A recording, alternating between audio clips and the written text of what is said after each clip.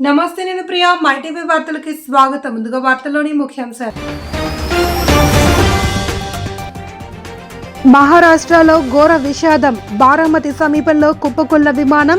అందులో ప్రయాణిస్తున్న ఆ రాష్ట్ర డిప్యూటీ సీఎం అజిత్ పవార్తో పాటు మరో 4 దుర్మరణం.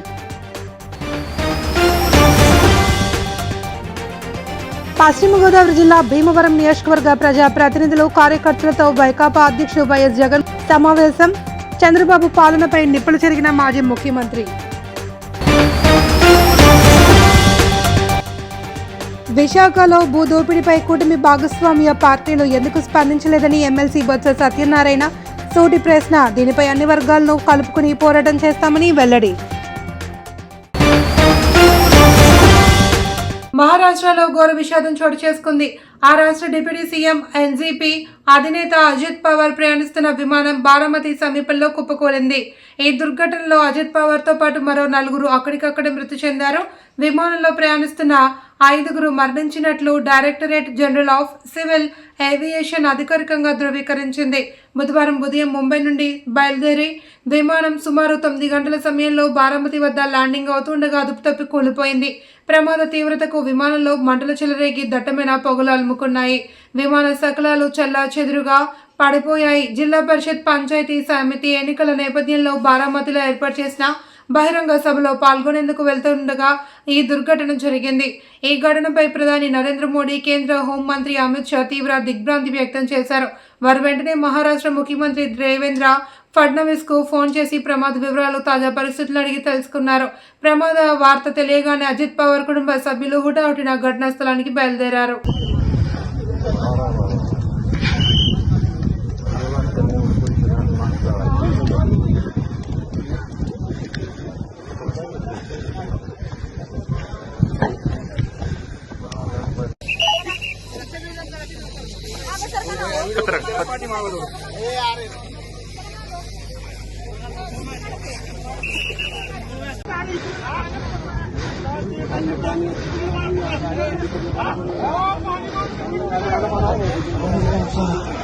माणूस बघा किंवा काही चालू इकडे माणसाचं तिथं आहे का.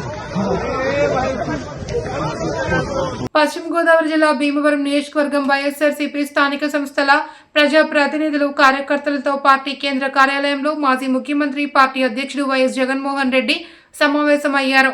ఏలూరు నియోజకవర్గంతో ఈ తరహా సమావేశాలు మొదలు కాగా రెండో సమావేశం భీమవరం నియోజకవర్గ కార్యకర్తలతో జరిగింది. ఈ సందర్భంగా వైఎస్ జగన్ మాట్లాడుతూ, చంద్రబాబు ప్రభుత్వం వచ్చి దాదాపు 2 ఏళ్లైందని, ఫిబ్రవరి 11న 3వ బడ్జెట్ ప్రవేశపెడుతున్నారని, ఈ ప్రభుత్వానికి మరో 3 ఏళ్లు మాత్రమే మిగిలిందన్నారు. మరి ఈ 2 ఏళ్లలో రాష్ట్రంలో ఏ ఒక్క వర్గానికైనా మంచి జరిగిందా అని ప్రశ్నించారు. మళ్లీ చంద్రబాబు అధికారంలోకి వచ్చిన తర్వాత జరిగింది ఏమిటంటే, గత ప్రభుత్వంలో నా పథకాలన్నీ రద్దయ్యాయని ఆరోపించారు. వైసీపీ హయాంలో ఇచ్చిన మాటకు కష్టపడి పనిచేశామని గుర్తు చేశారు. ఉన్న పథకాలన్నీ కూడా రద్దయిపోయిన పరిస్థితి ఈరోజు కనిపిస్తూ ఉంది. ఇంతకుముందు ఒక మాట అంటే ఒక మాట మీద నిలబడే నాయకత్వం ఉండేది. ఒక మేనిఫెస్టో అంటే ఒక మేనిఫెస్టోలో చెప్పింది అది ఒక భగవద్గీతగా భావించి, ఒక బైబిల్గా భావించి, ఒక ఖురాన్గా భావించి చెప్పిన ప్రతి మాట కూడా ప్రజలకు మనం మాటిచ్చాం, ఖచ్చితంగా చేయాల్సిన ధర్మం మన మీద ఉంది అని చెప్పి భావించే ఒక నాయకత్వం ఉండేది. ఒక మాట, ఒక పాలకుడు నోట్లో నుంచి ఒక మాట వస్తే ఆ మాట ఖచ్చితంగా నిలబెట్టుకోవాలని తపన, తాపత్రయం పాలనలో కనిపించేది. అలాంటి మన పాలన నుంచి క్రమం తప్పకుండా ప్రతి నెల కోవిడ్ లాంటి సమస్యలు ఎన్ని ఎదురైనా కూడా ఏ రోజు కూడా మనం మన సమస్యలను చెప్పి ప్రజలకు ఇది ఎగరగొట్టాలని చెప్పి ఏ రోజు ఆలోచన జరగల. మన ప్రభుత్వ హయాంలో ప్రతి హామీని కూడా కూటమి ప్రభుత్వం అధికారంలోకి వచ్చిన తర్వాత అడ్డగోలుగా భూ దోపిడీకి పాల్పడుతోంది అని శాసన మండలి విపక్ష నేత, మాజీ మంత్రి బొత్స సత్యనారాయణ ఆగ్రహం వ్యక్తం చేశారు. తన కుటుంబ సభ్యులకు వేల కోట్ల విలువైన ప్రభుత్వ భూమిని కట్టబెట్టడానికి సిద్ధమైన సీఎం చంద్రబాబు తీరును తీవ్రంగా ఆక్షేపించారు. ప్రభుత్వ భూ దోపిడీపై ప్రజలు, ప్రజా సంఘాలు, మేధావులతో కలిసి పోరాటం చేస్తామని, గీతం భూదోపిడీపై కూటమి భాగస్వామ్య పార్టీలు ఎందుకు స్పందించడం లేదని నిలదీశారు. ఈ అవినీతిలో మీకు కూడా భాగస్వామ్యం ఉందా అని డిప్యూటీ సీఎం పవన్ కళ్యాణ్ ప్రశ్నించారు. మరోవైపు లోకేష్ తోడల్లుడికి విశాఖలో 50 ఎకరాల భూ సంతర్పణ చేయడం అధికార పార్టీ దోపిడీకి నిలువెత్తు నిదర్శనమని మాజీ మంత్రి కురసాల కన్నబాబు తేల్చి చెప్పారు. ఎంపీ భరత్ భూ కబ్జాపై ఢిల్లీ వరకు పోరాటం చేస్తామని ఆయన స్పష్టం చేశారు. గీతం భూ కబ్జా, ప్రభుత్వ అడ్డగోలు కేటాయింపులపై సిబిఐ విచారణ జరిపించడంతో పాటు ఎంపీ భరత్ పై ల్యాండ్ గ్రాబింగ్ యాక్ట్ కింద కేసు నమోదు చేయాలి అని మాజీ మంత్రి గుడివాడ అమర్నాథ్ డిమాండ్ చేశారు. జిల్లా అధ్యక్షుడు కేగే రాజు తదితరులు పాల్గొన్నారు. మేమే కాదు, పట్టణంలో ఉన్న మేధావులు అందరూ కూడా కోరారు. సాక్షాత్తు మన సర్వీస్లో పనిచేస్తున్న రిటైర్డ్ ఐఏఎస్ ఆఫీసర్లు కూడా కోరారు. ఇది సుప్రీంకోర్టు జడ్జిమెంట్కి వ్యతిరేకంగా ఉందని చెప్పారు. దాంతోపాటు ఇది అన్యాయం అని చెప్పారు. ఇది చట్టానికి భూ చట్టానికి వ్యతిరేకంగా ఉందని చెప్పారు. ఇలాంటి దోపిడీ ఎక్కడ కనీవిని చూడలేదని చెప్పారు. సాక్షాత్తు పదవులు అనుభవిస్తున్న, రాజ్యాంగ పదవులు అనుభవిస్తూ ప్రమాణ స్వీకారం చేసి అక్కడ నాకు కానీ తాత లేకుండా నిష్పక్షపాతంగా పరిపాలిస్తానని చెప్పి ఈ రకమైన 5,000 కోట్ల భూమిని చంద్రబాబు నాయుడు వారి కుటుంబ సభ్యులు చేయడం చాలా అన్యాయము, దుర్మార్గం అని చెప్పి ఇది. కాబట్టి ఇవాళ మొదటి విడతగా మేము ఇచ్చాం. ఇంకా రేపు వచ్చి సైట్ విజిట్ కూడా వెళ్తున్నాం. ఎల్లుండు మరి కౌన్సిల్లో వచ్చి మళ్ళీ దీన్ని రిటేట్ చేస్తాం, అడుగుతాం. వాళ్ళు కానీ దాన్ని చేసుకుంటే సరే, లేకపోతే కౌన్సిల్లో పోరాటం చేస్తాం. రాష్ట్రంలో ఉన్న అన్ని నియోజకవర్గాల జనసేన పార్టీ కమిటీ ఏర్పాటుకు పిఠాపురం నియోజకవర్గం సంస్థాగత ఎన్నికల నియమావళి దిక్సూచిగా నిలవనుంది అని జనసేన పార్టీ రాష్ట్ర ప్రధాన కార్యదర్శి రామ్ తాలూరి తెలియజేశారు. నియోజకవర్గ పార్టీ కమిటీల ఎంపిక కార్యక్రమం రాష్ట్ర ఉప ముఖ్యమంత్రి పిఠాపురం ఎమ్మెల్యే కొణిదెల పవన్ కళ్యాణ్ సూచనలతో రామ్ తాలూరి పర్యవేక్షణలో జరుగుతున్నాయి. గొల్లప్రోలు నగర పంచాయతీ 20 వార్డులకు, ఏకే మల్లవరం గ్రామానికి, ఏ విజయనగరం గ్రామాలకు కమిటీల ఏర్పాటు ఉత్కంఠభరితంగా సాగింది. బ్యాలెట్ పద్ధతి ద్వారా ఓటింగ్ నిర్వహించారు. ఈ సందర్భంగా రామ్ తాలూరి మీడియాతో మాట్లాడారు. మీ అందరికీ తెలుసు, మనం డిసెంబర్లో 50 గ్రామాలకు ఎన్నికలు జరిగాయి. అవి సక్సెస్ఫుల్ గా జరిగాయి. మన ప్రతి గ్రామంలో కూడా వార్డు ఇన్ఛార్జీల్ని, బూత్ ఇన్ఛార్జీల్ని, గ్రామాధ్యక్షులు ఎన్నుకున్నాము. ఇంకా 2 గ్రామాలు మిగిలాయి. అవి ఏకే మల్లవరం, ఏ విజయనగరం. వాటికి సంబంధించి ఈ రోజు ఎలక్షన్స్ జరుగుతున్నాయి. దాంతోపాటు Gollaprolu town, Pithapuram town ward incharge elections కూడా అవుతున్నాయి ఈ 2 రోజులు. ఇవి పూర్తయిన తర్వాత 30వ తారీఖు 3 మండల అధ్యక్షులు, పిఠాపురం టౌన్ కి, గొల్లప్రోల్ టౌన్ కి అధ్యక్షుల్ని, ఉపాధ్యక్షుల్ని, సెక్రటరీని, జనరల్ సెక్రటరీని, 2 జాయింట్ సెక్రటరీని కూడా ఎన్నుకోవడం అవుతుంది. ఈ ఎన్నికల ప్రక్రియ అన్ని 30వ తారీఖు ఈవినింగ్ కల్లా పూర్తి చేస్తాము. మండల అధ్యక్షులు 2 పిఠాపురం టౌన్, గొల్లప్రోల్ టౌన్ అధ్యక్షుల నామినేషన్స్ ఈ రోజు మధ్యాహ్నం 4 గంటల నుంచి స్వీకరించడం జరుగుతుంది. జరిగిన తర్వాత నామినేషన్లన్నీ ఒకసారి చూసుకొని, పరిశీలించుకొని వాళ్ళకి 30వ తారీఖు మధ్యాహ్నం నుంచి ఎలక్షన్ ప్రక్రియ స్టార్ట్ అవుతుంది. దీంతో కంప్లీట్ పిఠాపురంలో అన్ని మండలాలకి, అన్ని విలేజ్కి, అన్ని వార్డులకి బూత్ కమిటీలతో సహా కంప్లీట్ అవుతాయి. ఈ ఎన్నికల ప్రక్రియ ద్వారా 5,125 మంది నాయకులుగా ఎన్నుకోబడతారు. సో నాకు తెలిసి ఒక నియోజకవర్గంలో ఇలా ఎన్నికల ప్రాసెస్ జరగడం అనేది ఈ రాష్ట్రంలో ఇదే మొట్టమొదటిసారి. ఇదే ఎన్నికల ప్రక్రియ రాష్ట్రం అంతా కూడా జరగబోతుంది. దీనివల్ల 5,128 మంది మన జనసేన కార్యకర్తలు నాయకులు అవుతున్నారు. సో దీనివల్ల మనకి ఏంటంటే రేపు రాబోయే ఎలక్షన్లో, లోకల్ బాడీ ఎలక్షన్లో కానీ, లేకపోతే మనం సంస్థాగతంగా పార్టీని ఇంకా స్ట్రాంగ్ గా బలోపేతం చేయడానికి కానీ ఇది మనకి చాలా బాగా హెల్ప్ అవుతుందని అనుకుంటున్నాము. సో మా అధ్యక్షుల వారి సూచనల మేరకు ఈ ఎన్నికల ప్రక్రియని కంప్లీట్ గా మనం ఎన్నికల ద్వారా చేసుకొని కంప్లీట్ డెమోక్రటిక్ ప్రాసెస్ లోనే ముందుకెళ్తాం. Thank you.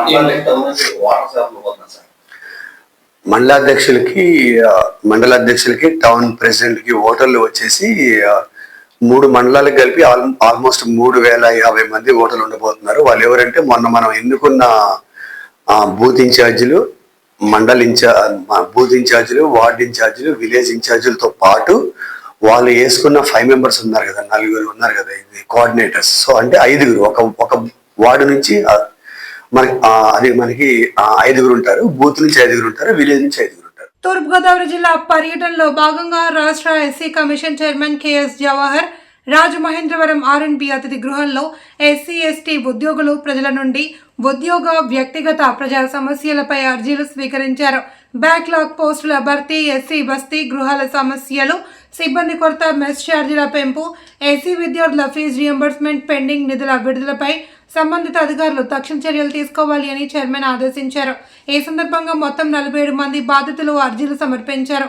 కార్యక్రమంలో ఎస్సీ కమిషన్ కార్యదర్శి ఎస్ చినరాముడు, జిల్లా సాంఘిక సంక్షేమాధికారి MD Gayujjuddin, SC corporation executive director K సత్యవతితో పాటు నాయకులు తాళ్ళూరు బాబు, రాజేంద్ర ప్రసాద్, కోరుకొండ చిరంజీవి, పసులపూడి సుభాష్, చంద్రబోస్, దారా యేసురత్నం, ఉసురుమర్తి రామారావు, జంగం సుబ్బారావు, మోతా నాగలక్ష్మి, అంజనాపు రమేష్ పాల్గొన్నారు.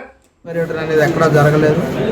ఏదైతే దళితులకు ప్రధానంగా ఉన్నటువంటి సమస్యల్ని ఆ సమస్యలు స్వీకరించేటటువంటి సిస్టమ్ కూడా లేకుండా పోవటం వల్ల తీవ్రమైనటువంటి అన్యాయం జరిగింది. ఈ కమిషన్ వచ్చిన తర్వాత ప్రత్యేకంగా పనిచేసే కమిషన్గా ఉండటం, ఆల్రెడీ 5 జిల్లాల పర్యటన అయిపోవచ్చింది. ఈ జిల్లాలో కూడా పర్యటించిన సందర్భంలో ఇక్కడ కూడా ఎక్కువగా అట్రాసిటీస్ అనేవి వచ్చిన సందర్భం, ప్రధానంగా పోలీసుల నిర్లక్ష్యం, పోలీసుల యొక్క వైఫల్యం తప్ప మిగతా ఎక్కడ కూడా కనపడతారు. ఎందుకంటే సాక్ష్యవేత్త ధోరణి అనేది కనపడతా ఉంది. ఎందుకంటే 2022లో ఎఫ్ఐఆర్ చేసినటువంటి కేసులకు కూడా ఈ రోజుకి ఛార్జ్షీట్ వేయకుండా ఉన్నటువంటి ఈ పరిస్థితి చూస్తూ ఉంటే పర్యవేక్షణ, ఎందుకంటే ఈ ప్రభుత్వం యొక్క లక్ష్యం చాలా స్పష్టంగా ఉంది. సమాజ నిర్మాణం చేయాలి, కులరహిత సమాజాన్ని నిర్మించాలి, అందరికీ సమాన అవకాశాలు కల్పించాలనే మమ్మల్ని కమిషన్ చైర్మన్గా నియమించినటువంటి పరిస్థితి. అలాంటి పరిస్థితుల్లో పోలీసుల యొక్క మెతక వైఖరి వల్ల లేదా సాచివేత ధోరణి వల్ల ఈ రాష్ట్రంలో కానీ ఈ జిల్లాలో కానీ అన్ని చోట్ల కూడా దాదాపుగా స్పీడ్ ఆఫ్ డూయింగ్ బిజినెస్ అనేది. గుంటూరు ప్రభుత్వ సమగ్ర ఆసుపత్రిలో Guntur medical college alumni of North America సభ్రతృత్వంతో నిర్మించిన కానూరి జింకానా మాతా శిశు సంరక్షణ భవనాన్ని రాష్ట్ర ముఖ్యమంత్రి నారా చంద్రబాబు నాయుడు ఈ నెల 30వ తేదీన ప్రారంభించనున్నారు. ఎందుకు గాను అన్ని పనులు శరవేగంతో పూర్తి చేస్తున్నారు. జిల్లా కలెక్టర్ ఏ తమీం అన్సరియా, జిల్లా ఎస్పీ వకుల్ జిందాల్ జీజీహెచ్లో ఎంసీహెచ్ బ్లాక్ను తనిఖీ చేశారు. బందోబస్తు, ట్రాఫిక్, పారిశుద్ధ్యం తదితర అంశాలపై ప్రత్యేక దృష్టి సారించాలి అని సూచించారు. అన్ని శాఖల అధికారులు ఆయా విభాగాల్లో పూర్తిస్థాయి పర్యవేక్షణ చేయాలి అని కలెక్టర్, ఎస్పీ ఆదేశించారు.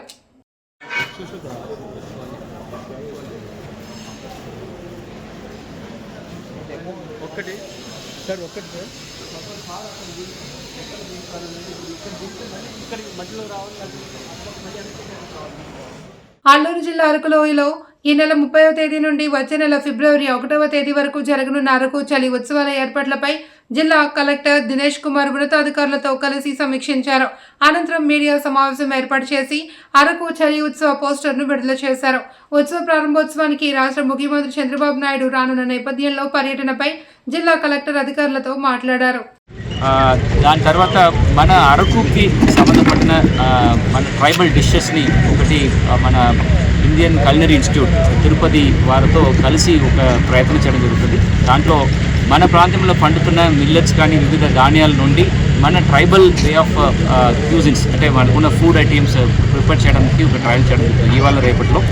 అది కూడా సార్కి చూపించేసి అది ఒక ఫ్యూచర్లో మనకు ఉంటున్న ఒక అరకు డిష్ అట్లా మనం ప్రపంచంకి ప్రకటించడానికి కూడా ఒక ప్రయత్నం జరుగుతుంది. దాని తర్వాత ఇక్కడ మెయిన్ డయాస్లో ఆయన ప్రోగ్రామ్ జరుగుతుంది. దాంట్లో ఫస్ట్ ఒక కార్నివల్ మనకున్న వివిధ ట్రెడిషనల్ ట్రైబల్ పీపుల్స్ చుట్టూ ఉంటున్న ఆ ప్రాంతం నుంచి మనకి వివిధ రాష్ట్రం నుంచి వచ్చిన ట్రైబల్స్ అందరూ కూడా వాళ్ళకు ఉంటున్న ఈ ఆర్ట్ కల్చర్ డ్యాన్సెస్ గురించిన విషయాలన్నీ కూడా ఒక కార్నివల్ ద్వారా ముఖ్యమంత్రి వారు ఇక్కడ వచ్చిన పర్యాటకులు అందరికీ కూడా చూపించడం జరుగుతుంది. దాని తర్వాత ముఖ్యమంత్రి గారు ప్రసంగం ఉంటుంది. టూరిజం వాళ్ళు విశాఖ ఉత్సవాలు ఏమేమి చేస్తున్నారు, మనకున్న టూరిజంలో ఏమేమి అచీవ్మెంట్ చేశామని ఒక ఆడియో విజువల్ కూడా ఆయనకి ప్లస్ వచ్చిన ఆడియన్స్ అందరికీ చూపించడం జరుగుతుంది. దాని తర్వాత రాజమహేంద్రవరం రూరల్ నియోజకవర్గంలో 87,45,000 వ్యయంతో ప్రభుత్వ బాలుర పరిశీలన వసతి గృహ నిర్మాణానికి రూరల్ ఎమ్మెల్యే టీడీపీ పాలిట్ బ్యూరో సభ్యుడు గోరెంట్ల బుచ్చయ్య చౌదరి శంకుస్థాపన చేశారు. Kotipalli bus stand to town police station సమీపంలో జరిగిన కార్యక్రమంలో ఆయన మాట్లాడుతూ మారుతున్న సమాజ పరిస్థితులు తల్లిదండ్రులు పిల్లలపై ప్రత్యేక శ్రద్ధ వహించాలి అని, మాదక ద్రవ్యాల వల్ల నేరాలు పెరుగుతున్నాయన్నారు. నేరాల వైపు దారి తప్పిన బాలలను కౌన్సిలింగ్, శిక్షణ ద్వారా సరిదిద్దడమే ఈ పరిశీలన గృహ లక్ష్యం అన్నారు. ఈ భవనాన్ని 6 నెలల్లో పూర్తి చేయాలి అని అధికారులను ఆదేశించారు. కార్యక్రమంలో ఏఎంసీ చైర్మన్ మార్ని వాసుదేవ్, రాష్ట్ర tourism corporation director Vasireddy Rambabu, rural మండల టీడీపీ అధ్యక్షుడు మత్సాటి ప్రసాద్, రాష్ట్ర కుమ్మరి శాలివాహన కార్పొరేషన్ డైరెక్టర్లు పండూరి అప్పారావు, దాలిపర్తి వేమన, కురుకూరి కిషోర్ తదితరులు పాల్గొన్నారు. అనేక సంక్షేమ కార్యక్రమాలు జారీపెట్టుకొని ఇవాళ కేంద్రాన్ని ఒప్పించి మళ్ళీ జలజీవన్ మిషన్లో 13,000 కోట్ల రూపాయలు ఇవ్వడానికి అంగీకారం చేశారు. వారు ఇచ్చిన 27,000 కోట్లు కేవలం 4,000 కోట్లు వాడి మిగతాదంతా వదిలేసింది గత ప్రభుత్వం. ఆ పథకం ఫెయిల్యూర్ అయిపోయింది. ఇంటింటికి ఉచితంగా మంచినీరు ఇవ్వాలన్న లక్ష్యం నెరవేరకుండా పోయింది. అందుకని మళ్ళీ చంద్రబాబు గారు, పవన్ కళ్యాణ్ గారు నోటీస్ కేంద్రంతో మాట్లాడి ఇవాళ మళ్ళీ ఈ పథకాన్ని పునఃప్రారంభం జరుగుతుంది. మన ప్రాంతంలో కూడా దాన్ని అమలు చేసి రాజమహేంద్రం రూరల్ నియోజకవర్గంలో ఎక్కడా కూడా నీటి మద్దతు లేకుండా చేసే దాన్ని కూడా త్వరలో ప్రారంభించబోతున్నాం. ఇంటింటికి ఉచితంగా కుళాయి చేసే లక్ష్యాన్ని నెరవేర్చబోతున్నాం. పుష్పాల లోపల ఈ కార్యక్రమం పూర్తి చేసేదానికి ఈరోజు టౌన్ పోలీస్ స్టేషన్ ప్రాంతంలో ప్రభుత్వ బాలుర పరిశీలనా కేంద్రానికి శంకుస్థాపన చేసుకుంటా ఉన్నాం. ఎవరైతే పిల్లలు చిన్న వయసులోనే నేరాలకు పాల్పడి వారు దారి తప్పుతూ ఉన్నారో వారిని సరైన దారిలో పెట్టడం కోసం ట్రైనింగ్ ఇచ్చి మార్గదర్శకత్వం వహించడం కోసం ఏర్పాటు చేసిన సంస్థకి 87,40,000 రూపాయలు కేంద్ర రాష్ట్ర ప్రభుత్వాలు కేటాయించినాయి. వాటి కాంట్రాక్ట్ వాల్యూ 65,47,000 రూపాయలకు అంగీకారమైంది. పని ప్రారంభం 6 నెలల్లో కంప్లీట్ చేస్తారు. ఈ బిల్డింగ్ అంతా కూడా ఎవరైతే పిల్లలు మనం సక్రమంగా ఉంచడం కోసం దారి తప్పిన పిల్లలు కానీ లేక అనాథలుగా ఉన్న పిల్లలు కూడా వారు నేరాలకు పాల్పడి వారు పెద్దయ్యే వారికి తీవ్ర నేరవాదులుగా మారుతున్న వాటి కోసం ట్రైనింగ్ ఇచ్చి వారికి ఉపాధి కల్పించే బాధ్యత పరిశోధన కేంద్రాలు ఉన్నాయి. రాష్ట్రంలో గంజాయి నిర్మూలనలో రాష్ట్ర ప్రభుత్వం అగ్రగామిగా ముందుకెళ్తుంది. వాళ్ళ పంట లేకుండా చేయడం జరుగుతుంది. మాదక ద్రవ్యాలు లేకుండా చేసే దానికోసం పోలీస్ శాఖ కానీ ఇతర శాఖలన్నీ కలిసి సమగ్రమైన ఆంధ్రప్రదేశ్ని నేర రహితంగాను, డ్రగ్స్ రహితంగాను, గంజాయి రహితంగా చేసే లక్ష్యంలో చంద్రబాబు గారు, పవన్ కళ్యాణ్ గారు, లోకేష్ గారి దృష్టిలో మనందరం భాగస్వామ్యం కావాలి. వార్తలోని ముఖ్యాంశాలు. మహారాష్ట్రలో ఘోర విషాదం. బారామతి సమీపంలో కుప్పకూలిన విమానం. అందులో ప్రయాణిస్తున్న ఆ రాష్ట్ర డిప్యూటీ సీఎం అజిత్ పవార్తో పాటు మరో 4 దుర్మరణం. పశ్చిమ గోదావరి జిల్లా భీమవరం నియోజకవర్గ ప్రజా ప్రతినిధులు, కార్యకర్తలతో వైకాపా అధ్యక్షుడు వైఎస్ జగన్ సమావేశం. చంద్రబాబు పాలనపై నిప్పులు చెరిగిన మాజీ ముఖ్యమంత్రి. విశాఖలో భూదోపిడీపై కూటమి భాగస్వామ్య పార్టీలు ఎందుకు స్పందించలేదని ఎమ్మెల్సీ బొత్స సత్యనారాయణ సూటి ప్రశ్న. దీనిపై అన్ని వర్గాలను కలుపుకుని పోరాటం చేస్తామని వెల్లడి. వార్తలు ఇంతటితో సమాప్తం. తిరిగి రేపు ప్రసారమయ్యే మైటీవీ న్యూస్తో మళ్ళీ కలుసుకుందాం. అంతవరకు సెలవు. నమస్తే.